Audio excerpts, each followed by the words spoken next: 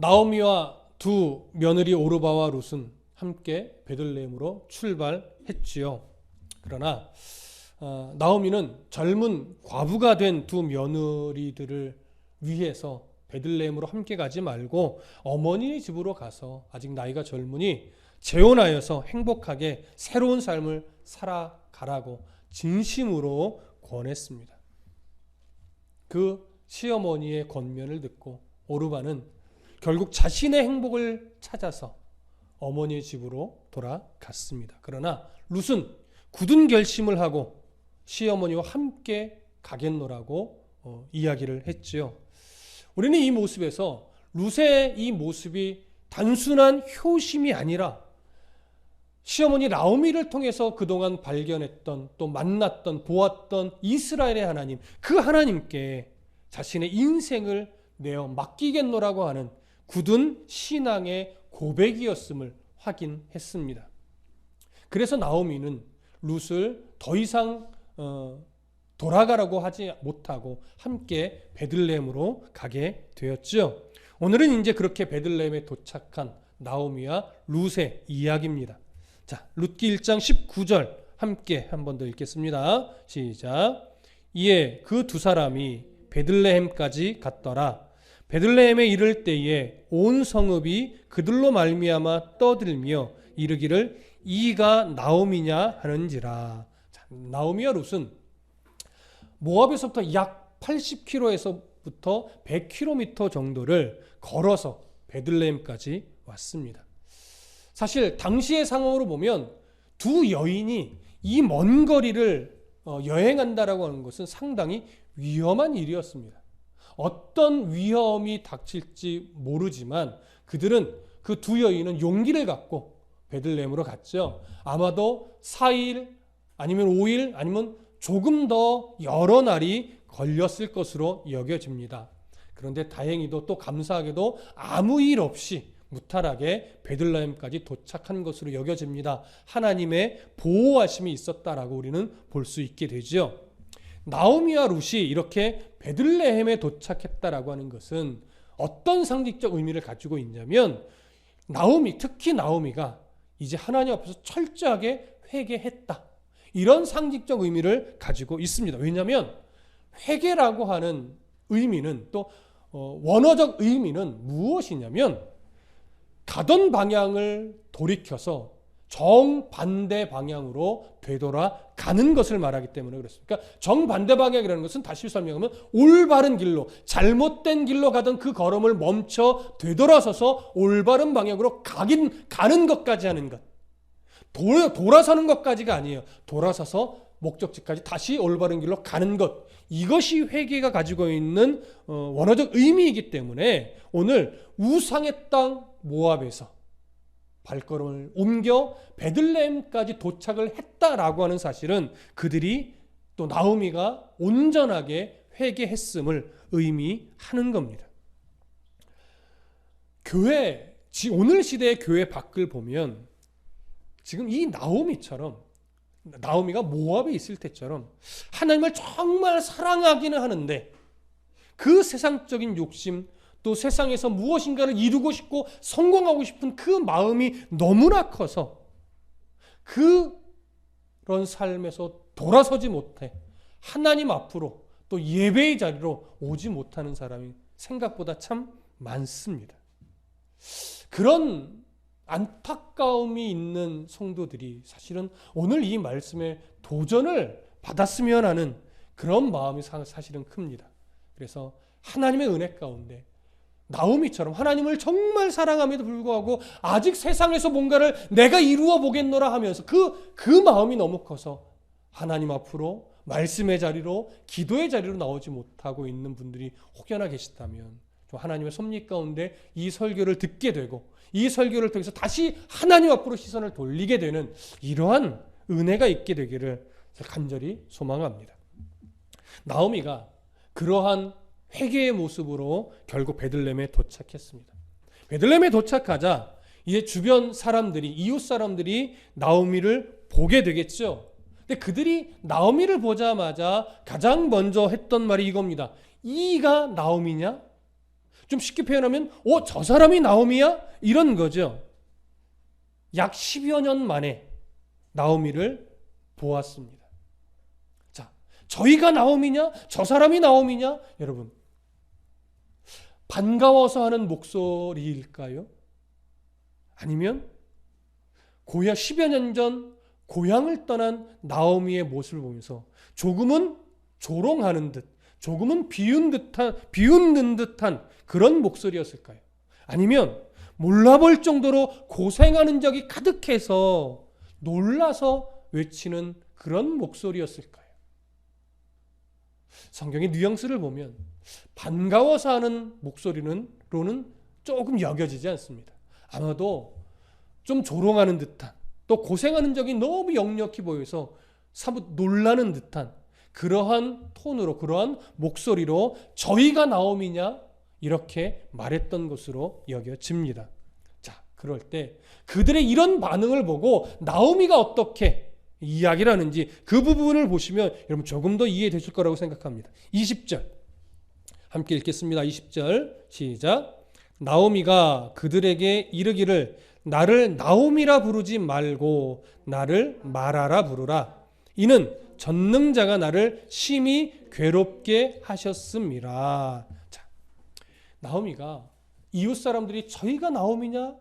라고 말하니까 그 말을 듣고 나오미가 이렇게 그들에게 말하는 거예요. 나를 나오미라 부르지 말아라. 나를 이제부터는 마라라고 부르라. 무슨 말이냐면 나오미의 그 이름 자체는 참 사랑스러운, 사랑받기에 충분한 이런 의미가 담겨 있는 그런 의미의 이름이에요. 근데 마라라고 하는 것은 슬픔이라는 의미예요.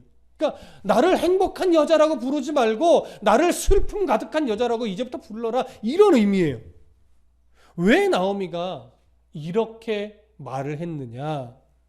나오미는 지금 그 고향을 떠나 이방 땅, 모압의 땅, 우상이 가득한 땅으로 돌아가서 산 10여 년의 세월을 돌아보니까 자기는 하나님 보시기에 참 사랑스러운 삶을 살지 못했던 거예요.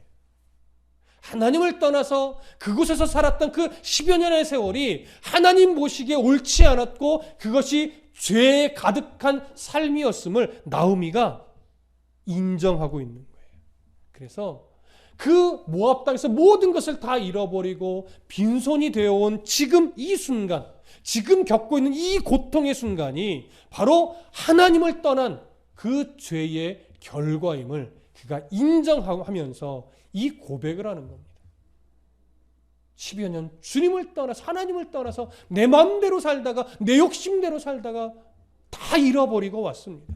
그러니 내가 어찌 사랑스러운 여인이라는 그 이름을 내가 받을 수 있겠습니까? 그러니 이제 슬픔 가득한 여인이다, 이렇게 불러주십시오, 이 얘기를 하는 거죠. 나오미는 그렇게 표현할 때 하나님을 전능자라고 표현하면서 이런 표현을 덧붙입니다. 전능자가 나를 괴롭게 했습니다. 괴롭게 했다는 것은 하나님이 나를 괴롭혔다, 이런 의미가 아니라 하나님을 떠난 죄의 결과, 하나님으로부터 이런 징계를 받았다는 거죠.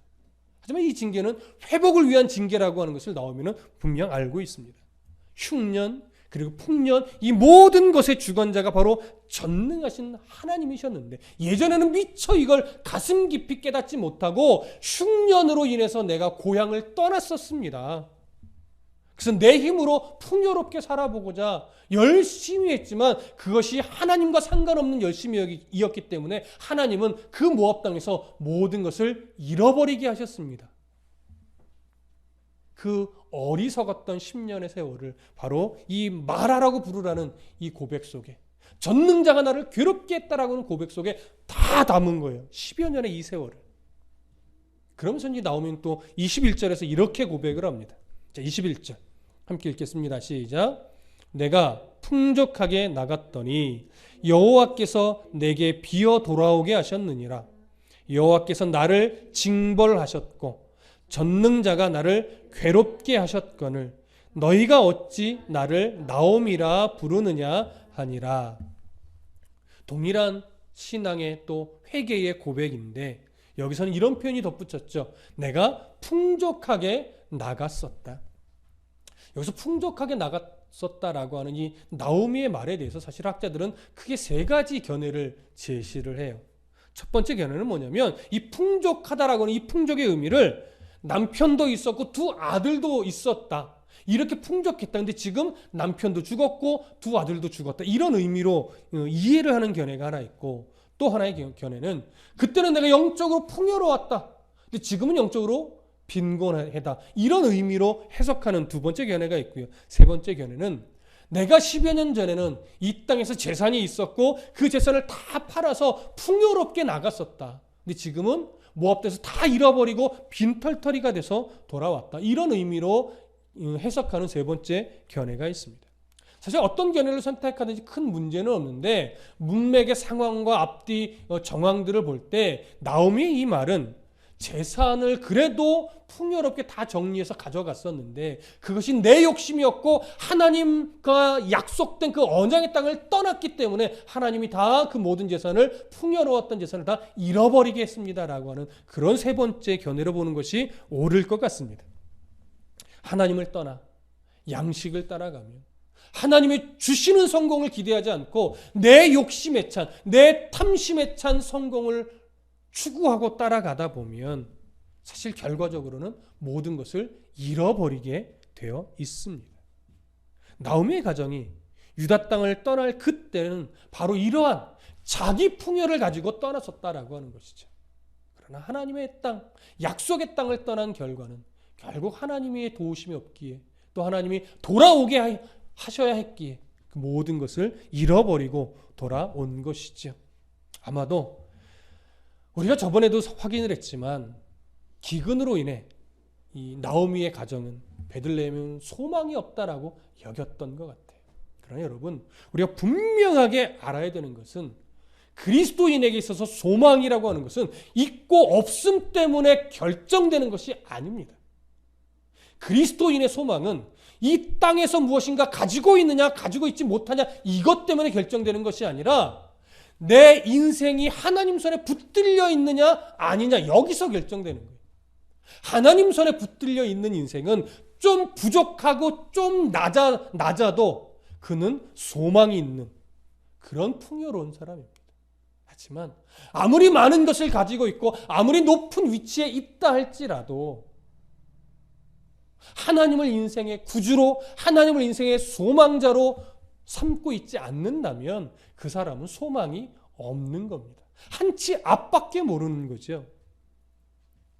그리스도인은 우리가 정말 풍요로운 자일 수밖에 없는 이유는 우리의 소망이 바로 하나님께 있기 때문에 그렇습니다.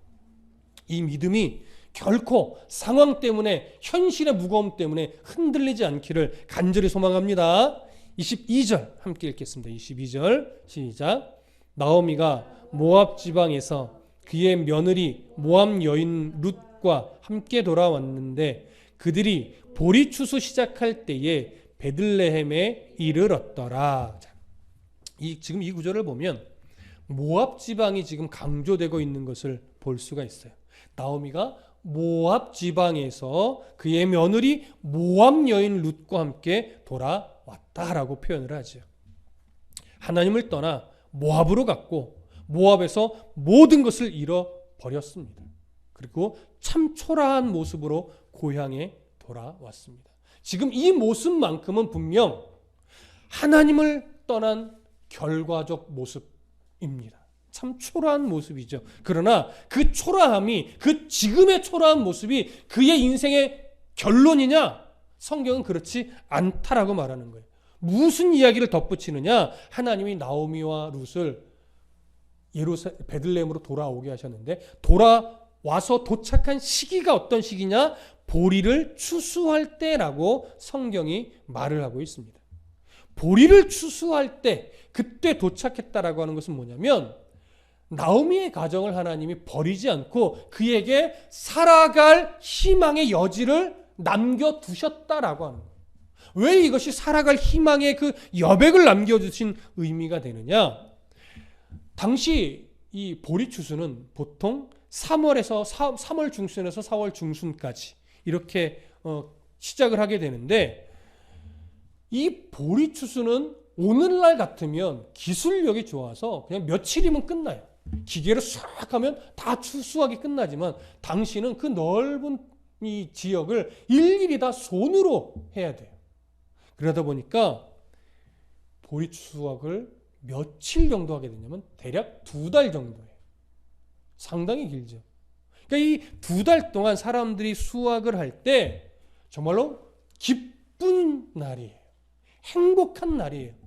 그런데 그때 무엇을 남겨두냐면 가난한 사람들이 먹을 양식을 위해 이삭들을 다 남겨둬요. 나름 그래도 풍성하게 남겨두는 문화가 있었는데, 이때 열심히 보리만 주어도, 이삭만 주어도 여러 달을 살아갈 수가 있습니다. 그러니 바로 이 환경, 이때에 나오미와 룻을 하나님이 돌아오게 했다는 것은 뭐냐면, 지금은 하나님의 징계로 말미암아, 지금은 약속의 땅을 떠난 그 이유로 말미암아 모든 것을 잃어버리고 참 초라하게 왔지만, 이제 그들이 하나님을 소망으로 삼고, 특히 이방 여인 룻까지도 하나님에게 자기 인생을 딱 걸고 돌아왔기 때문에, 그 돌아온 이 땅에서는 바로 하나님께서 주실 은혜의 그 출발점을 이삭으로 준비를 시켜놓은 겁니다. 여기서부터 이제 회복의 역사가 시작이 되겠죠. 그러니 회복이라고 하는 것은요, 기본적으로 일단 돌이킴에서 시작합니다. 잘못된 길에서 돌이켜 올바른 길로 나아가는 것, 거기서부터 출발을 하는 것이고, 그렇게 출발한 걸음이 하나님의 인도하심을 믿고, 그것이 어떤 환경이고 어떠한 여건이든 간에 아무리 보잘것없어 보이는 일이라도 하나님의 은혜 아래서 내가 나에게 주어진 역할, 이 일을 정말 기쁨으로 해내는 것, 거기서부터 소망이 있는 삶은 출발을 하는 겁니다. 그런데 종종 이런 오해를 하는 사람들이 있어요. 하나님께 회개하고 돌아가면 하나님이 정말 성공하고 잘 살 수 있도록 모든 것을 다 착착착 만들어 주시겠지. 우리 하나님 그렇게 역사하는 일은 거의 없습니다. 우리가 해야 될 몫과 역할이라는 게 있는 거죠. 지금 나오미와 그 룻에게 있어서는 하나님이 그 돌이킴의 출발점을 어디서부터 시작하게 했냐면, 이삭을 주어서 가장 낮은 자의 모습에서 그 낮은 자의 삶을 하나님께 소망을 두고 살아내는 그 삶의 자리에서부터 첫 출발점을 가게 하셨어요. 근데 놀랍게도요, 이렇게 하나님이 낮추시면서 하나님께만 소망을 두게 하고 그 삶 가운데 하나님이 차근차근 세워가시는 것은 보편적으로 성도들의 삶에 역사하시는 하나님의 방법입니다. 대부분이 다 그렇게 하나님은 역사합니다. 그러니 우리에게 있어서 어떤 상황이 가장 큰 은혜이냐면, 하나님을 가까이 할 때 하나님은 항상 회복의 기회를 열어주신다는 이 사실을 우리가 배우는 것, 이 사실을 아는 것, 이 사실을 가슴 깊이 새기면서 각자의 인생 속에서 이런 회복의 기회를 열어주신 하나님을 만나고 그 하나님을 붙잡고 그 하나님 손에 붙들려 다시금 인생을 늘 회복의 길로 걸어가게 되는 것. 이런 것을 볼 수 있고 이런 삶을 경험하고 이런 하나님을 만나게 될 때 그 사람은 정말 소망이 있는 삶이요, 성공적인 인생을 살아가게 되는 겁니다. 이런 소망의 하나님을 룻기를 통해서 꼭 발견할 수 있게 되기를 간절히 소망합니다. 나오미와 룻이 이제 베들레헴에 돌아온 것, 우리가 회개라는 이해로 한 가지 했다면, 이제 또 하나 어떤 이해로 우리가 이 모습을 바라볼 수 있냐면, 영적으로 생명의 떡이 되신 예수님께 돌아왔다라고 하는 이런 상징적 의미도 우리가 살펴볼 수 있습니다. 생명의 떡이신 예수님을 떠나서 세상의 떡을 따라감으로 실패했지만 다시금 회개하고 생명의 떡이 되신 예수님께 다시 돌아가면 거기에는 참 생명과 참 회복의 역사가 일어납니다. 이것을 우리는 룻기를 통해서 지금 확인하고 있는 중이죠. 그러니 이제 이 이후로 우리가 뭘 기대하면서 바라보게 되냐면, 이제 하나님이 나오미의 가정을 회복시키시겠구나. 그래서 회복의 첫걸음은 회개의 발걸음, 돌이키는 발걸음에서부터 시작한다고 말씀을 드리는 겁니다. 여러분, 지금 코로나로 인해 참 힘겹고 참 어려운 시기를 우리가 벌써 수개월 보내고 있습니다. 특히 교회적으로는 회중들이 함께 모여서 예배하지를 못하고 있는 거의 한 달이 지나가고 있단 말이죠.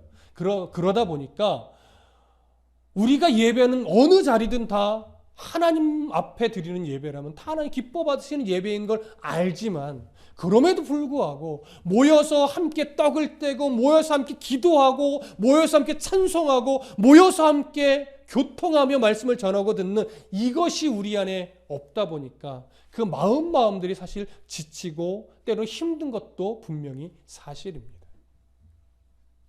여러분, 이때 우리가 놓치지 말고 이 시대를 바라보는 시각이 뭐여야 되냐면 이것이 바로 기회다라고 하는 거예요. 여러분, 한국 교회를 다시 한번 돌아보십시오. 지금이 무엇을 위한 좋은 기회일까요? 예배의 본질을 회복할 수 있는 좋은 기회예요. 말씀의 본질, 설교의 본질이 뭐냐를 다시금 회복할 수 있는 좋은 기회란 말이에요. 이때 이 하나님이 주신 기회를 바라보지 못하고, 그래서 우리가 더 바르게 무엇을 회복할까를 고민하지 못하고 이것이 교회 탄압이니 이것이 정말 믿음을 흐트러뜨리는 사탄의 관계라고 하는 등 이런 식으로 이 시대를 판별한다면 우리는 잘못하면 하나님이 본질을 회복하고 예배를 회복하고 신앙을 회복하기를 바라시는 그 하나님의 마음을 우리는 놓칠 수 있습니다. 누구 탓하지 마십시오. 이게 문제야 저게 문제야 문제를 지적하지 마십시오. 지금 우리가 봐야 될 것은 뭐냐면 내 가슴을 치는 겁니다. 우리가 그 한국 교회 역사 속에서 정말 하나님의 그 뜨거운 부흥의 불길을 허락하셨음에도 불구하고 시간의 흐름 속에서 한국 교회는 무엇을 놓치고 있었던가?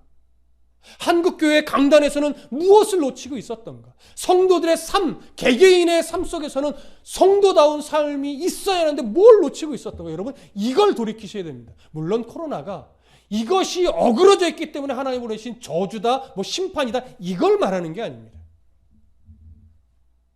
우리는 그때나 지금이나 하나님의 은혜로 살아갑니다. 하지만 이 은혜로 살아갈 때 이런 환경이 우리에게 주어졌다면 우리는 이 환경 속에서 늘 이게 문제다 저게 문제다를 보는 것이 아니라 우리 안에 무엇이 문제였는가, 우리 안에 무엇이 어그러져 있었는가, 이걸 늘 생각하면서 하나님 앞에 회복을 위한 발걸음을 뛰는 싸움을 해야 됩니다. 잘못 걸어갔던 걸 돌이켜서 바른 걸음으로 옮겨내는 씨름, 이걸 해낼 때 한국교회가 다시금 소망의 불길이 일어날 겁니다. 말씀의 불길이 다시 한번 일어날 겁니다. 하나님을 잃어버린 설교였다면 다시금 하나님 앞에 서는, 하나님을 드러내는 설교로 바뀌어야 됩니다.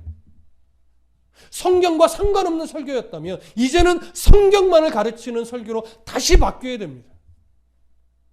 교회의 역할을 잃어버리고 있었다면 이제 교회가 하나님을 드러내는 교회로, 하나님의 영광을 선포하는 교회로, 교회다운 교회로, 목사다운 목사로, 성도다운 성도로 돌이킬 수 있는 기회로 삼으셔야만 합니다.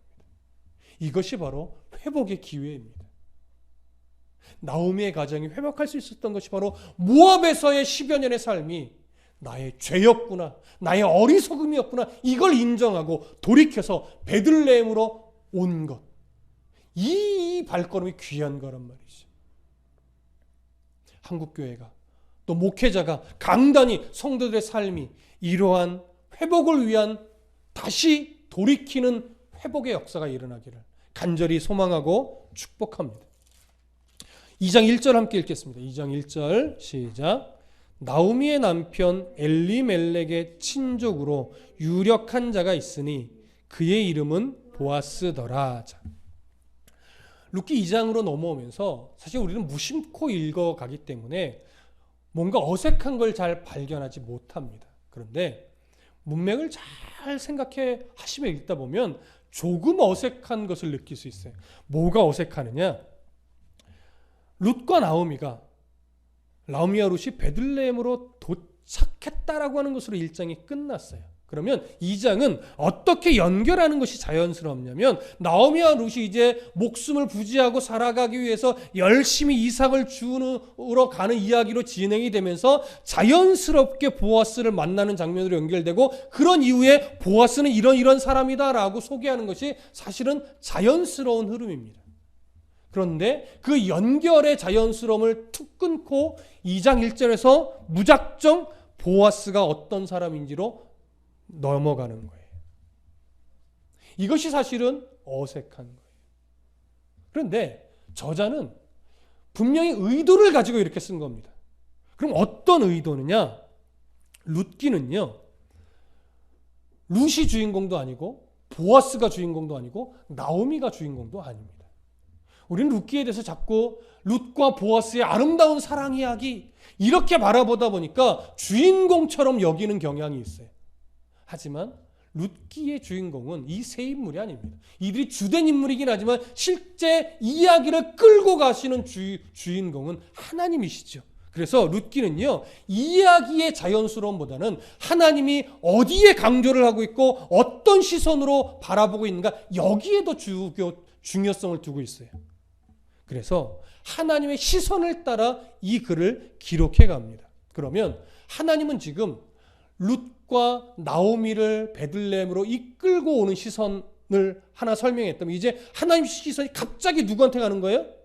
이들을 회복시켜 줄, 이들을 다시 구속하여 줄 그 인물, 바로 보아스에게 하나님의 시선이 갑자기 딱 돌아가는 거예요. 그래서 그 보아스가 어떤 인물이냐? 2장 1절에 이렇게 말합니다. 남편 엘리멜렉의 친족이다. 그러니까 엘리멜렉이 가까운 사촌, 아니면 친척 이런 의미죠. 그리고 나서 그가 유력한 자라고 해요. 여러분, 유력한 자라고 하는 건 어떤 의미냐면 크게 두 가지예요. 첫 번째는 재산이 많은 사람. 두 번째는 어떤 지도자적 위치, 높은 지위를 갖고 있는 사람. 이런 의미예요.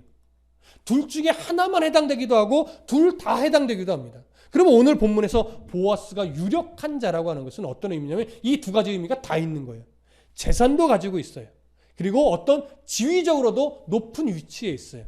이 이야기는 결국 나오미의, 나중에도 설명드리겠지만 나오미의 팔아버렸던 기업을 사줄 수 있을 만큼의 재력을 가지고 있는 자, 그러니까 기업 물을 자의 능력이 되고 또 계대 결혼까지 해줄 어떤 그런 지위적으로도 아주 훌륭한 그런 인물임을 드러내는 건데, 하나님이 바로 이런 인물을 나오미와 룻이 베들레헴으로 돌아와 회복하게 할 때 그들의 회복을 위해서 이미 누구를 준비해 놓으셨다는 걸까요?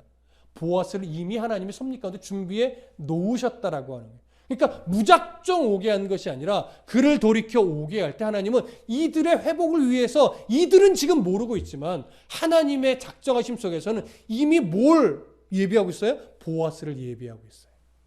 이 말은 무슨 말이냐면 오늘 믿음의 백성들이 하나님 앞에 바르지 못한 삶을 살아갈 때 하나님 분명히 그 성도를 또 교회를 회복시키실 겁니다. 근데 회복시키실 때 제가 아까 그 말씀드렸죠. 하나님은 낮추신 다음에 회복의 걸음을 다시 걷게 해요.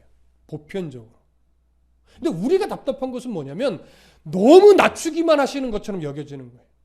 하나님 왜 이렇게까지요? 정말 내가 이렇게까지 해야 돼? 라고 우리를 낮추는데 왜 답답하냐면 우리의 회복을 위해 준비하신 하나님의 섭리의 그 모습을 전혀 모르니까. 언제 어떠한 방법으로 어떻게 우리를 회복시켜 가실지를 모르니까 우리를 회복을 위해서 낮추실 때 우리가 참 답답하고 힘든 거예요. 하지만 룻기는 보여줍니다. 하나님이 우리를 다시 돌이켜 회복의 길로 걸어가게 하셨을 때는 우리를 어떻게 회복하게 할지 그 대안까지도 하나님은 함께 가지고 가시는 분이라는 것. 내가 몰라서 답답할 뿐이죠. 그러니까 우리에게 하나님이 요구하는 건 뭐예요? 그렇게 회복의 길을 예비하신 하나님을 신뢰함으로 오늘 내게 주어진 삶의 역할 거기에 충실하게 살아가면 된다라고 하는 거죠. 그러면 내 기준으로는 늘 답답하고 내 기준은 도대체 언제입니까? 라고 묻지만 하나님은 가장 적당한 때에 이 회복의 걸음 속에서 필요한 역할을 하나 둘씩 풀어가셔요. 그래서 믿음은요, 시간 속에서 인내하는 싸움인 거예요. 믿음의 시련은 항상 무엇과 짝을 이뤄가냐면 인내와 짝을 이뤄가요. 그러니 인내라고 하는 것을 생각하지 않으면 이런 믿음이 자랄 수가 없습니다. 항상 믿음은 연단이라는 것을 통해서 성숙되어 가는데 그 연단은 항상 인내라고 하는 것과 한 쌍을 이뤄서 함께 가는 거예요. 나오미와 룻이 이삭을 주며 살아가는 건 여러분 성경이 굉장히 아름답게 그려서 수월한 것처럼 여러분 생각할지 모르지만 굉장히 힘든 일입니다. 정말 이삭을 줘서 우리가 먹고 살아갈 수 있을까? 겁이 날 수 있는 그런 상황이에요. 하지만 여러분 룻은 누구에게 인생을 걸었어요? 하나님께 인생을 걸고 평생을 살던 모압 땅을 떠나서 시어머니의 나라, 그 나라의 그 하나님 앞에 모든 걸 걸고 왔어요. 앞으로 살펴보게 되겠지만 룻은 그래서 자기가 해야 될 그 역할에서는 정말 사람의 시선을 의식하지 않고 하나님 의지하면서 최선을 다해서 살아냈습니다. 일찍 밭으로 나가서 그 이삭을 주며 늦게까지 허리 한번 제대로 펴지 못하고 이삭을 주우며 하루 이틀 한 주 두 주를 그렇게 살아냈어요. 그때 하나님은 보아스를 자연스럽게 만나게 하고 보아스를 통해서 기업물을 짜와 계대결연의 의무를 이행하게 하면서 끝내 그 가정의 기업을 회복시키시면서 그 가정을 바로 믿음의 가정 다윗과의 이 계보로 연결하는 그런 놀라운 역사를 하나님이 일으켜 가시는 거죠. 우리는 그 역사를 룻기를 통해서 확인을 하고 있는 중에 있습니다. 야고보서 1장 2절과 4절에 보면 이런 말씀이 있습니다. 내 형제들아 너희가 여러 가지 시험을 당하거든 온전히 기쁘게 여기라. 이는 너희 믿음의 시련이 인내를 만들어낸 줄 너희가 알미라. 인내를 온전히 이루라. 이는 너희로 온전하고 구비하여 조금도 부족함이 없게 하려 함이라. 나오미와 룻이 지금 이 시련 가운데 믿음으로 인내하며 하나님께서 회복시켜 주실 것을 기대함으로 자기에게 주어진 이 삶을 기꺼이 지금 살아내기를 시작했듯이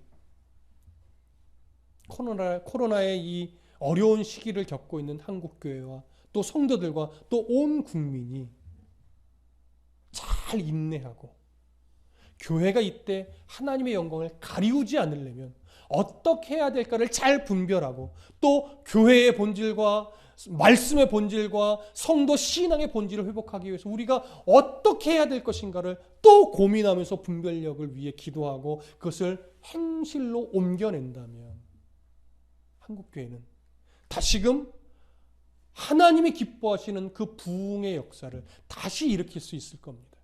하나님이 기뻐하는 부흥, 하나님이 인정하시는 부흥, 말씀의 부흥, 예배의 부흥, 또 하나님의 영광이 드러나는 부흥, 이런 온전하고도 올바른 부흥의 역사를 우리의 이 분별력 있는 이 회복의 모습을 통해서 하나님이 일으키시리라 믿습니다. 그 출발점에 우리가 지금 서 있으니 이제 룻기의 말씀을 통해서 다시 한번 바르고 온전한 모습으로 돌이키는 회복의 역사가 각 교회 위에 또 목회자와 성도들의 삶 위에 가득가득 일어나기를 간절히 소망하고 축복합니다. 기도하겠습니다.